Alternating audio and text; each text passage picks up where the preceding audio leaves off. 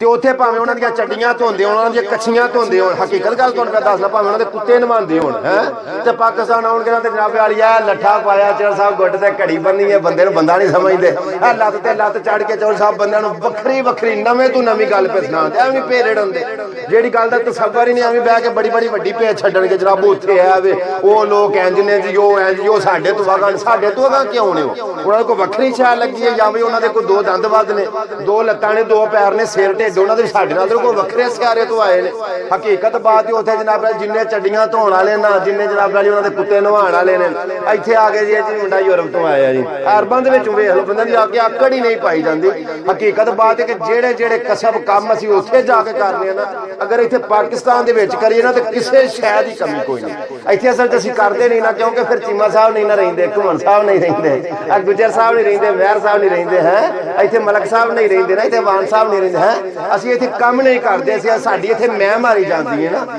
ਤੇ ਉੱਥੇ ਜਾ ਕੇ ਜਨਾਬ ਵਾਲੀ ਅਸੀਂ ਉਹ ਗਟਰ ਕੱਢਦੇ ਨੇ ਉੱਥੇ ਜਨਾਬ ਵਾਲੀ, ਉੱਥੇ ਕੁੱਤੇ ਨਵਾਣ ਕੇ। ਮੈਂ ਨਾ ਮਿਹਨਤ ਦੇ ਵਿੱਚ ਮੇਰਾ ਕੋਈ ਮਿਹਨਤ ਕਰਨੀ ਚਾਹੀਦੀ ਏ, ਮੈਂ ਖੁਦ ਮਿਹਨਤ ਕਰਨਾ ਵਾ, ਮੈਂ ਖੁਦ ਇੱਕ ਮਜ਼ਦੂਰ ਹਾਂ, ਇਸ ਗੱਲ ਦੇ ਵਿੱਚ ਕੋਈ ਸ਼ੱਕ ਨਹੀਂ, ਮੈਂ ਕਿਸੇ ਦਾ ਦਿਲ ਦੁਖਾਉਣ ਵਾਸਤੇ ਗੱਲਾਂ ਨਹੀਂ ਪਿਆ ਕਰਦਾ, ਮੈਂ ਹਕੀਕਤ ਬਿਆਨ ਪਿਆ ਕਰਨਾ। ਤੇ ਹਕੀਕਤ ਕਿਉਂ ਪਿਆ ਬਿਆਨ ਕਰਨਾ ਕਿ ਜੋ ਉੱਥੇ ਹੁੰਦੇ ਹੋ ਉਹ ਹੀ ਆ ਕੇ ਇੱਥੇ ਰਿਹਾ ਕਰੋ ਨਾ, ਇੱਥੇ ਆ ਕੇ ਤੁਸੀਂ ਬੰਦੇ ਨੂੰ ਬੰਦਾ ਨਹੀਂ ਸਮਝਦੇ, ਕੋਈ ਹਯਾ ਨੂੰ ਹੱਥ ਮਾਰੋ ਇੱਥੇ ਆ ਕੇ ਨਾ ਜੱਜ ਸਾਹਿਬ, ਐਵੇਂ ਜਿਹੜੇ ਵਿਚਾਰੇ ਇੱਥੋਂ ਵਾਲੇ ਜਿਹਨਾਂ ਨੂੰ ਪਤਾ ਹੀ ਨਹੀਂ ਕਿ ਉਹ ਮੁਲਕ ਕਿਸ ਤਰ੍ਹਾਂ ਦੇ ਨੇ, ਤੇ ਬਹਿ ਕੇ ਉਹਨਾਂ ਨੂੰ ਬੇ ਗੱਲਾਂ ਸੁਣਾਉਣਗੇ, ਉਹ ਜੀ ਉਹ ਮੁਲਕ ਇੰਜ ਨੇ, ਉਹ ਭਾਈ ਉਹ ਮੁਲਕ ਸਾਡੇ ਤੋਂ ਵੱਧ ਨੇ, ਉਹ ਗੋਰੇ ਲੋਕ ਨੇ ਜੀ, ਉਹ ਫਲਾਣ ਨੇ ਜੀ, ਉਹ ਢੀਂਗ ਨੇ। ਕੀ ਗੋਰੇ ਲੋਕ ਨੇ? ਤਾਰੀਖ ਉਠਾ ਕੇ ਵੇਖ ਲੈ, ਜਿਹੜੇ ਕੰਮ ਸਾਨੂੰ ਕਰਨੇ ਚਾਹੀਦੇ ਸਨ ਨਾ, ਸਾਡੇ ਵਾਲੇ ਕੰਮ ਉਹਨਾਂ ਅਪਣਾਲੇ ਨੇ, ਤੇ ਅਸੀਂ ਜਨਾਬ ਵਾਲੀ ਅਪਣਾਉਣਾ ਚਾਹੁੰਦੇ ਉਹਨਾਂ ਵਾਲੇ ਕੰਮ, ਅਸੀਂ ਗੋਰਾ ਬਣਨੇ ਚਾਹੁੰਦੇ ਹਾਂ ਕਿ ਜਨਾਬ ਗੋਰੇ ਵਾਲੇ ਕੰਮ ਕਰ ਲਈਏ ਹੈ, ਤਾਂ ਨਾ ਅਸੀਂ ਗੋਰੇ ਬਣ ਸਕਦੇ ਹਾਂ ਤੇ ਨਾ ਅਸੀਂ ਕਾਲੇ ਦੇ, ਅਸੀਂ ਬਣ ਗਿਆ ਡੱਬ ਖੜੱਬੇ ਜੇ, ਨਾ ਅਸੀਂ ਉਹਨਾਂ ਵਾਲੇ ਕੰਮ ਕਰ ਸਕਦੇ ਹਾਂ ਨਾ ਆਪਣੇ ਵਾਲੇ ਕਰ ਸਕਦੇ ਹਾਂ, ਇਹ ਡੱਬ ਖੜੱਬੇ ਜੇ ਬਣ ਗਿਆ। ਇੱਥੇ ਨਾ ਕੋਈ ਲੇਟ ਸੁੱਤਾ ਉੱਠੇ ਨਾ ਤੇ ਉਹ ਐਵੇਂ ਉਹਨੂੰ ਪਿਆ ਕਰਨ ਗਿਆ ਨਾ, ਗੋਰਿਆਂ ਵਾਂਗੂ ਤੇ ਉੱਠਦਾ ਭਾਈ, ਉਹ ਅੰਗਰੇਜ਼ਾਂ ਵਾਂਗੂ ਤੇ ਉੱਠਦਾ,